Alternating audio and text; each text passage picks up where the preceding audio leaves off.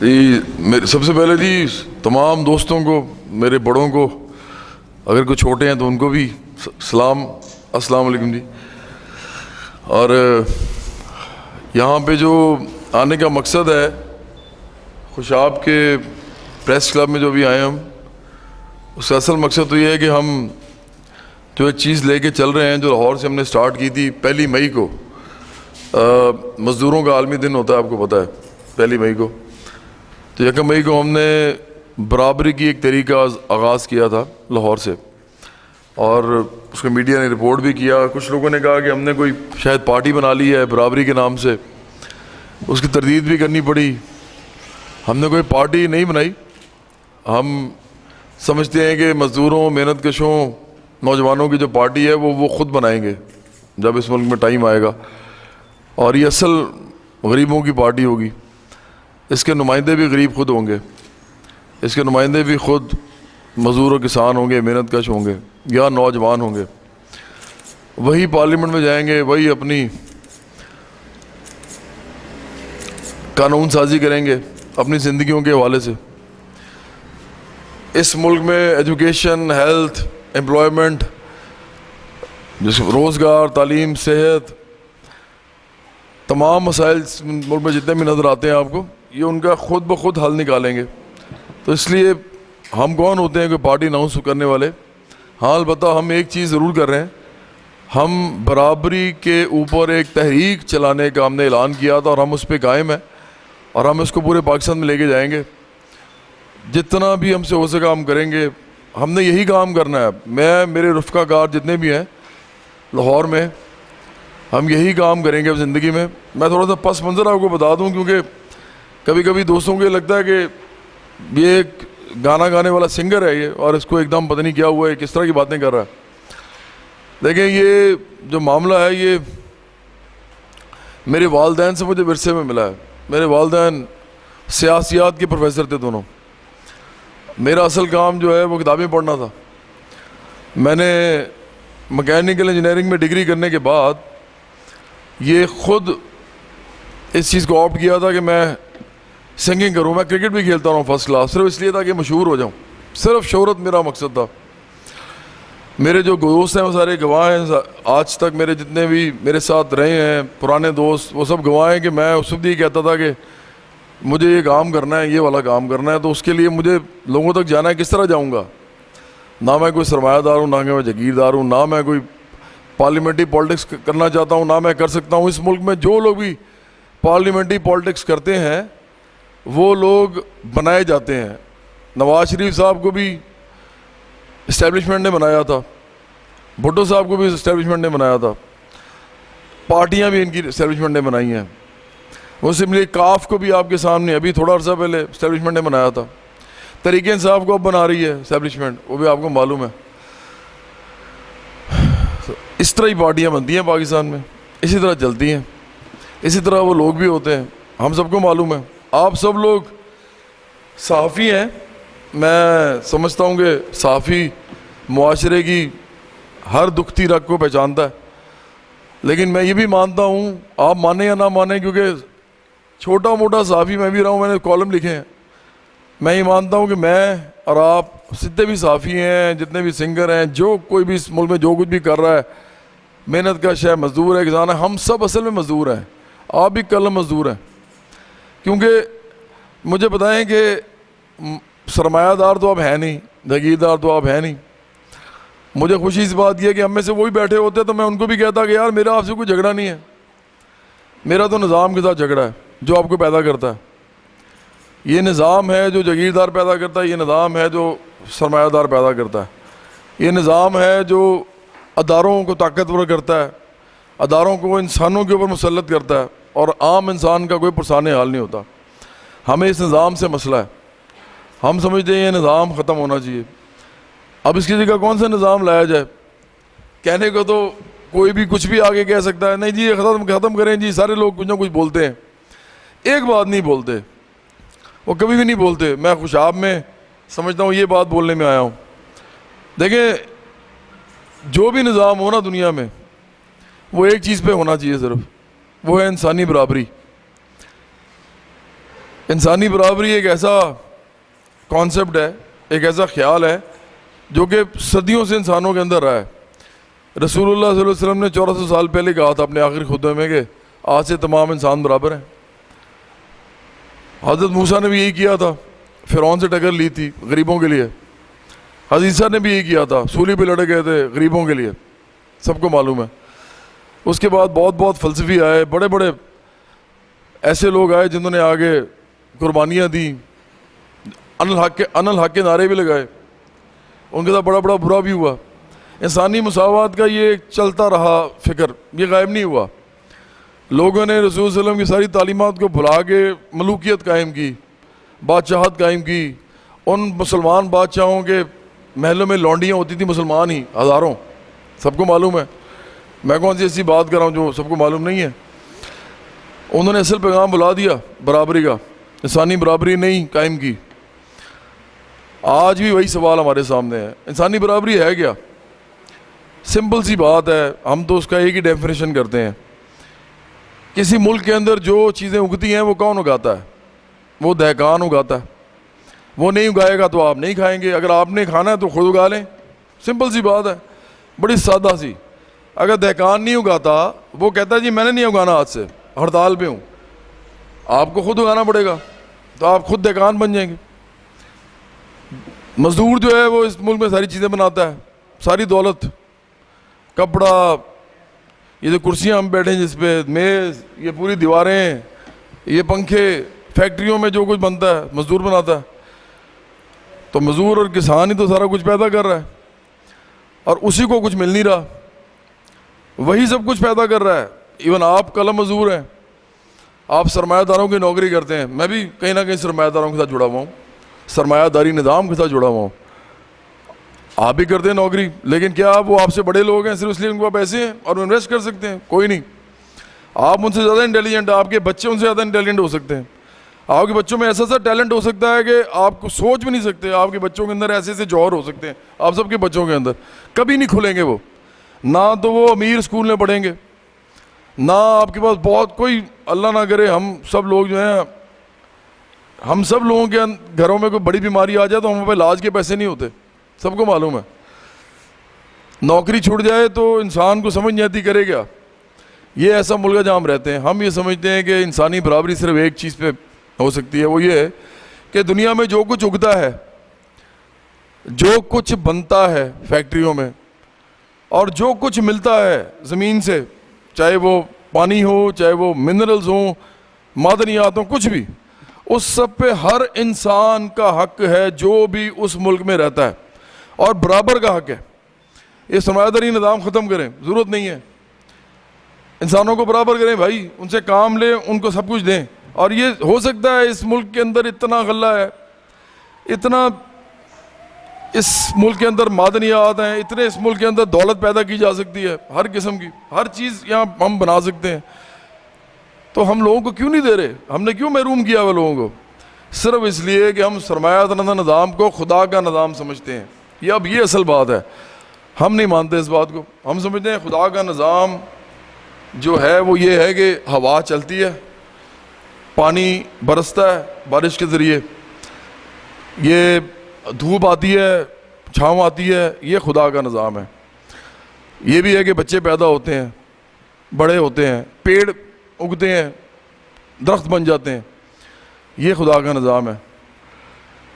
لیکن یہ جو نظام ہے جس میں امیر اور غریب پیدا ہوتے ہیں، جس نظام کی کوکھ سے غربت اور امارت جنم لیتی ہے، جس نظام کے تحت اسمبلیوں میں فیصلے ہوتے ہیں ہماری قسمتوں کے، عوام کے، جس انسانی نظام کے تحت دستور بنائے جاتے ہیں، دستور خدا نہیں لکھتا، معاف کیجئے، انسان لکھتے ہیں. اس ملک کا سارا دستور انسانوں نے لکھا. جس عدالتوں میں جو فیصلے ہوتے ہیں، جن کتابوں سے نکالے جاتے ہیں، وہ کتاب میں انسان لکھتے ہیں، خدا نہیں لکھتا. یہ جو نظام ہے یہ خدا کا نظام نہیں ہے، یہ انسان کا نظام ہے.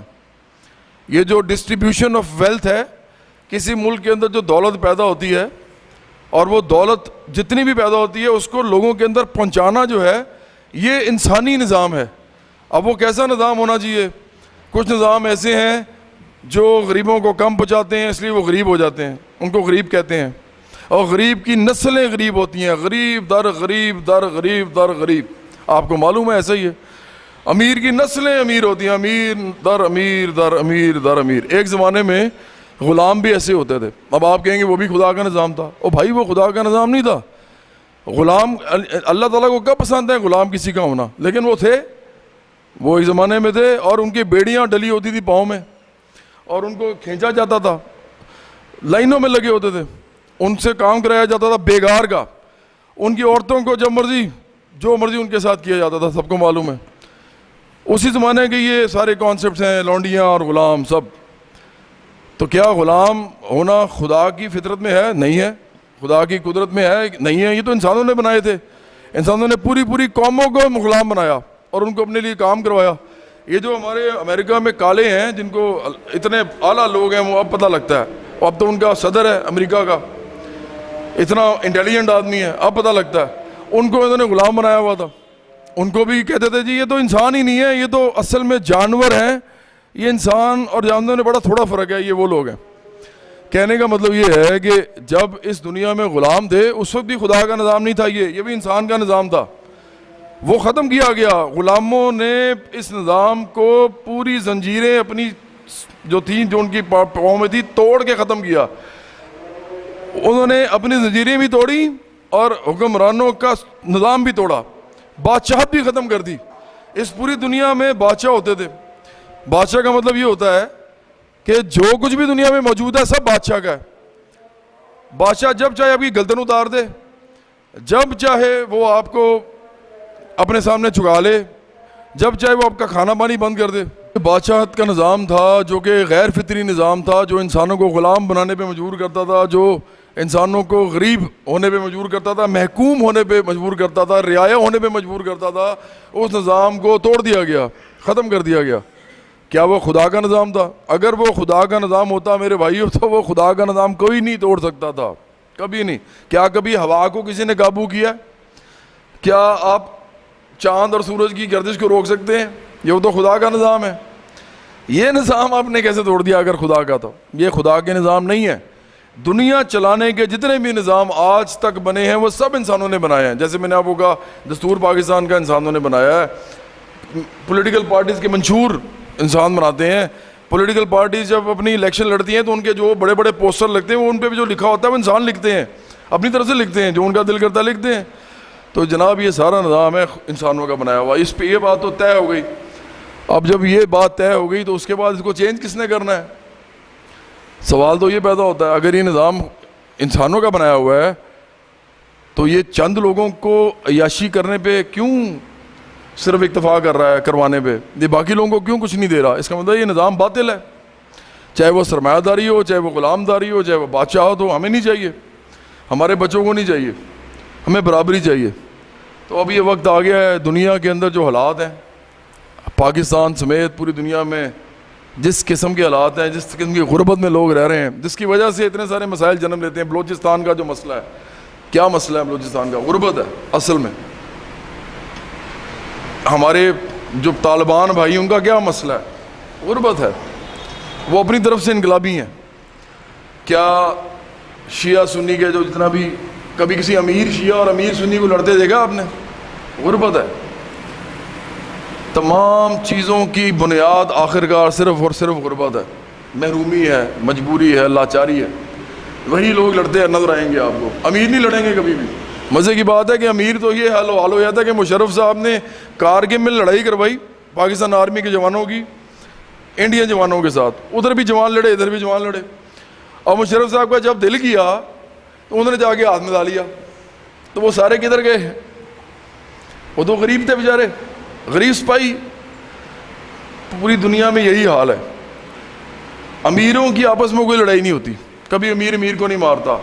ابھی بھی آپ جو اداروں کی جنگیں دیکھ رہے ہیں ان کی آخر رزلٹ جو نکلنا ہے یہ آپس میں کمپرومائز کریں گے.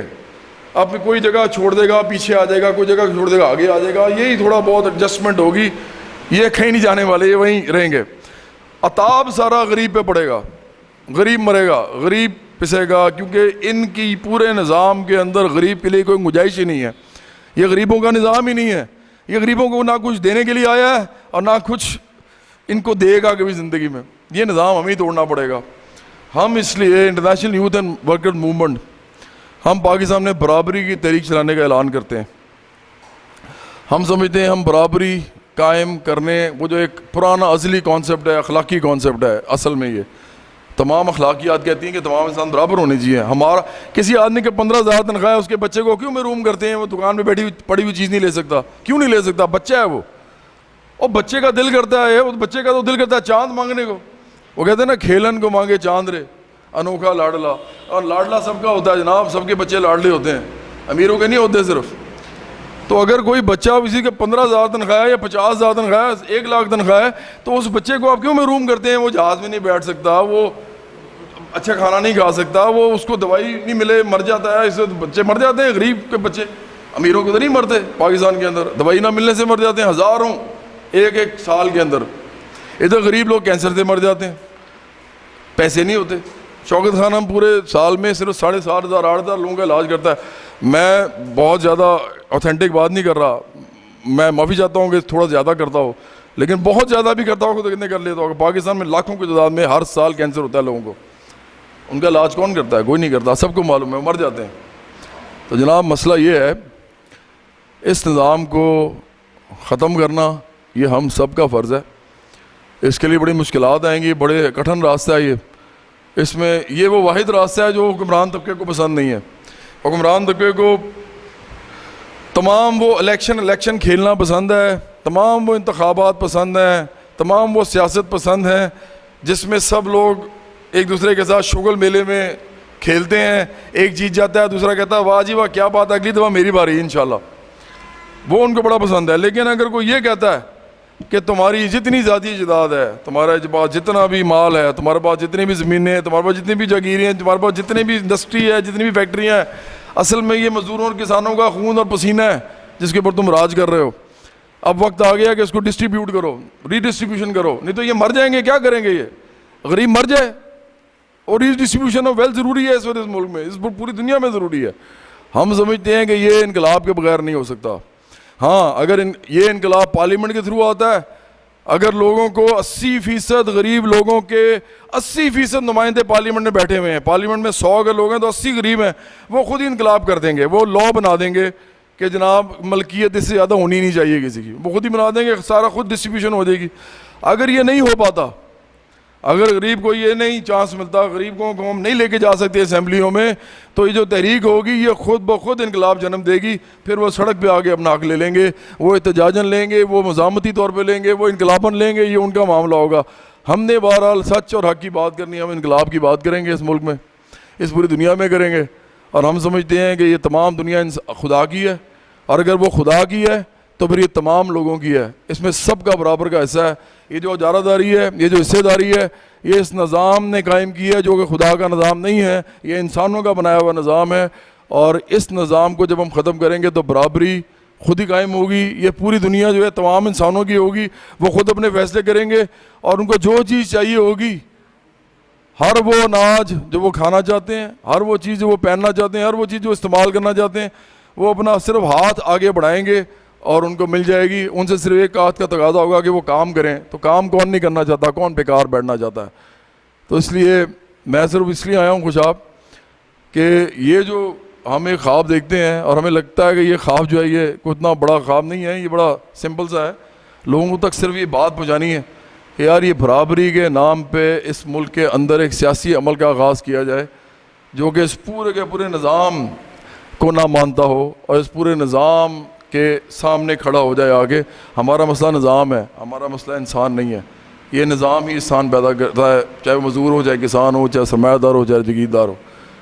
بڑی مہربانی, آپ لوگ چونکہ صافی ہیں, ہماری یہ بات جو ہے اگر آگے پہنچا سکتے ہیں, اگر آپ کو اچھی لگتی ہے, اگر آپ کو لگتا ہے کہ آپ کی اپنی بات ہے تو اس کو آگے پہنچائیے.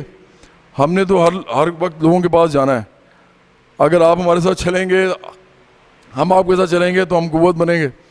اگر آپ میں سے کچھ لوگ ایسا نہیں سمجھتے تو ہم کوئی اور لوگوں کے پاس جائیں گے, لیکن ہم تو یہ کام کریں گے اور ہم آپ کے پاس آتے رہیں گے. ہو سکتا ہے آپ کا کبھی نہ کبھی دل جو ہے نرم ہو جائے, پسیج جائے تو ہم اکٹھے چل پڑیں. بڑی مہربانی جناب, بہت شکریہ.